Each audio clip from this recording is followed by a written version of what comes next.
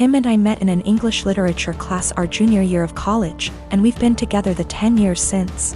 While he ended up going into IT, I stayed in the liberal arts track and ended up doing non-profit work after college when I realized I didn't actually want to be a school teacher. Just to say that we always assumed he'd out-earn me by a considerable margin. Though when he made more, I always insisted we split things evenly to avoid potential resentment down the road. I've had sort of a non-linear career path, but ended up switching to the corporate world. To make a long story short, my liberal arts degree and time doing non-profit work gave me a lot of skills that enable me to really excel professionally in some more niche areas. I recently started a new job as a consultant, making way more than I'd ever anticipated. When I got the offer, I told Tim that the pay was amazing, but he didn't ask about the actual amount, and I didn't want to be braggy about it, especially since I was fairly sure it was above his current income. Well, we just put in an application for a new place, and in the process of having to submit our pay stubs, it's become obvious that I make roughly 30% more than he does now. I expected him to think that was cool, since he's a feminist and has always been super supportive of my career. But instead he started to make increasingly harsh jabs about how I cheated the system to get where I am.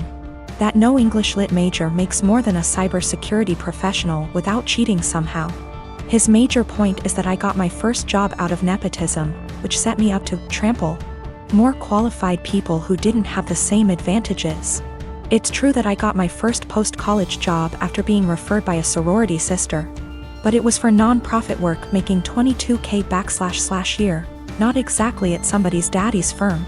He also points out that at my first corporate job, I snagged a big promotion after volunteering to take on starting up the company's diversity /equity / inclusion program, and I'll admit that were I a white man, it's highly unlikely I would have been able to be the face of the eventually high-profile diversity program.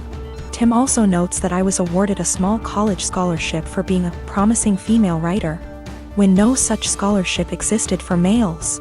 But all that said, I still don't feel like I cheated the system, and it makes me angry to listen to him joke about it. Especially since I grew up blue-collar and worked full-time while going to school full-time to afford my degree. I reached a breaking point yesterday when he made a crack about how the new / first woman on his team is an obvious diversity hire. I told him that his jokes about women cheating the system to get ahead aren't funny or guy talk ribbing, as he says. They make him sound like an insecure little boy. He told me I was being a naive Karen, and we haven't really talked since yesterday. I believe it started when I was around 6 years old. My parents often had friends over in the house. I didn't know they were polyamorous OFC. One day I was outside playing, got hurt, and when I ran inside caught my parents making out with some random guy. They told me they have other adults that they love and it's a completely normal thing. Me being a child just accepted that. They gave up being secretive and their partners would constantly be around, even joining on outings. I remember that on my 10th birthday they invited 3 of their partners, one of who I'd never seen before. And for the rest of the day my parents just withdrew from my party and hung out with them. I never saw them doing anything explicit again, but they would kiss their partners, hug them, make flirty comments. Something that would be normal between parents, but with many more people. Sometimes I came home from school and my parents were gone and there was some random adult in our house. Some of them seemed surprised that my parents even had a child. I always hated it, but since my parents had told me this was normal, I assumed many adults probably did similar things and that it's just an adult thing all kids hate. Later they had less partners and eventually seemed to stop. Not that I'd know for sure. I moved out with 17. I didn't think about it anymore. A year ago I started therapy, other reasons. As usual the topic of my upbringing came up and it brought back many feelings I wasn't aware of. I realized that although my parents were always good to me, I had never really felt close to any of them and still have a lot of resentment that they made me feel like I had to compete for my parents' attention with random strangers.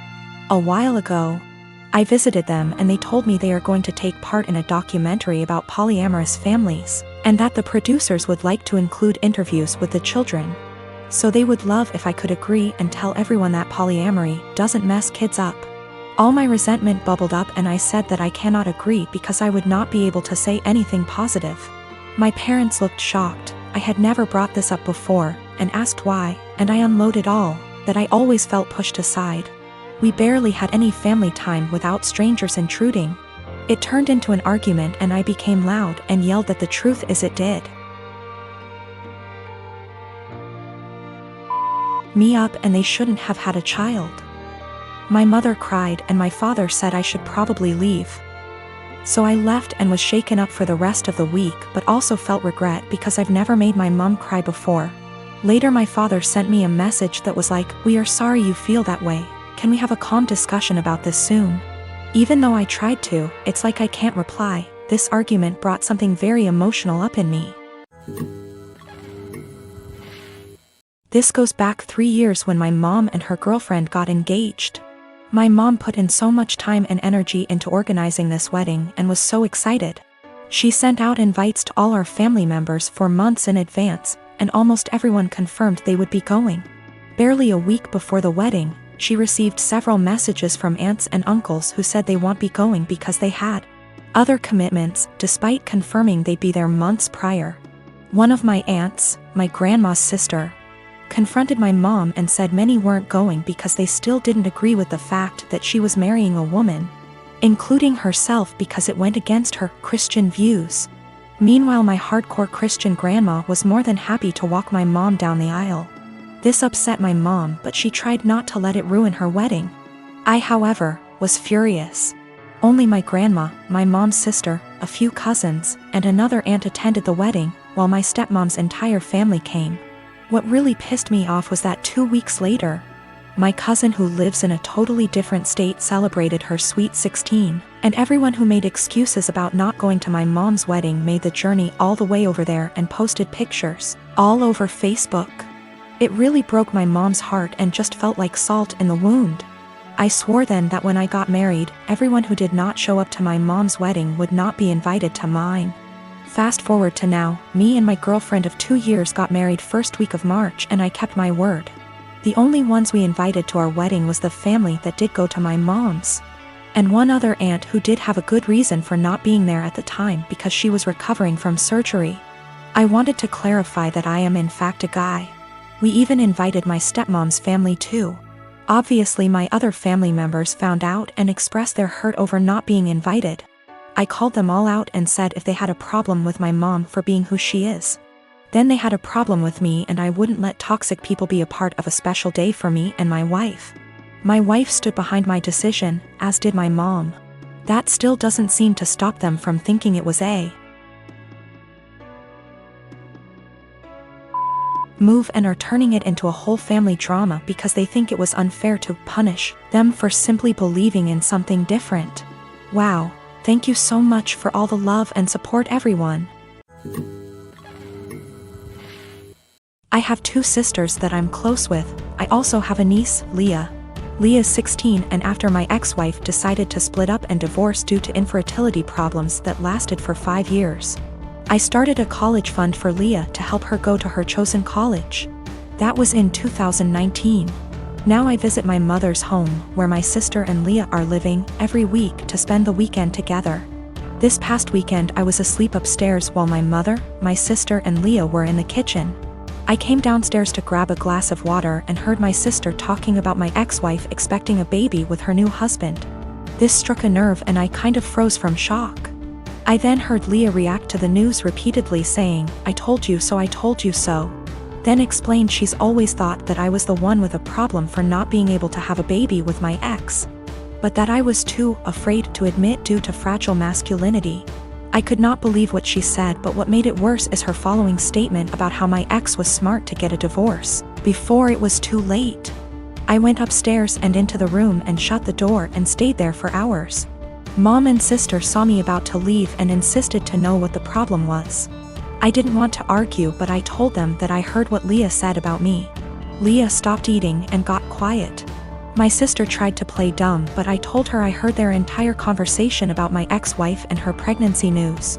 My sister tried to backpedal, saying Leah is just a kid who doesn't know much about this stuff and was just spouting nonsense. I told them I don't want to talk about it and they refused to let me leave, but I left eventually.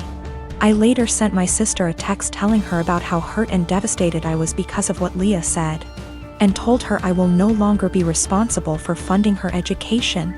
My sister kept trying to call, then texted saying Leah didn't mean what she said and offered to make her apologize, but I didn't feel comfortable being in the same room with someone who blamed me for something that was out of my control and something that literally turned my life upside down. My mother tried to get me to come over so we could talk, saying Leah doesn't deserve me turning my back on her like that. I haven't seen my sister nor Leah after what happened, but they are still trying to contact me, which means there's still a room for a discussion, and so I've decided to go see them tomorrow. Sit down together and have a long conversation. But this, I admit that I was mad when I told my sister about the college fund cancellation.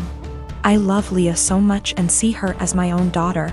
Unfortunately, her dad, my brother-in-law, is deceased, and so I understand losing a parent at a young age and relate to the kind of hurt she carries inside.